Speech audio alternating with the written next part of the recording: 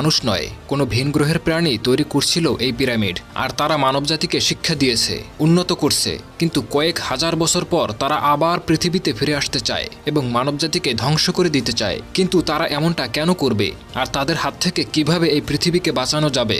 যারা মিশরীয় মিথোলজি পড়তে কিংবা দেখতে ভালোবাসেন, এই মুভিটা তাদেরকে অন্যরকমের একটা ফিল এনে দেবে। বলছিলাম সায়েন্স ফিকশন মুভি স্টারগেটের ঘটনা প্রবাহ, যেটা দেখলে ইতিহাস সম্পর্কে আপনি অনেক কিছুই জানতে পারবেন। তো বন্ধুরা, মনোযোগ সহকারে বসে পড়ুন, শুরু করছি আজকের ছায়া গল্প।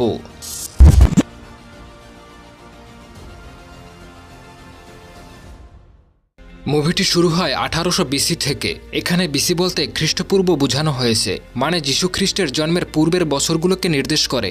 তখন আমরা উত্তর আফ্রিকার মরুভূমি দেখতে পাই, যখন মানুষ আজকের মতো উন্নত ছিল না। তারা দলভেদে জীবনযাপন করত। এখানে হঠাৎ একদিন রাতে একটা স্পেসশিপ চলে আসে, যেটাকে দেখতে অনেকটা পিরামিডের মতো। এটা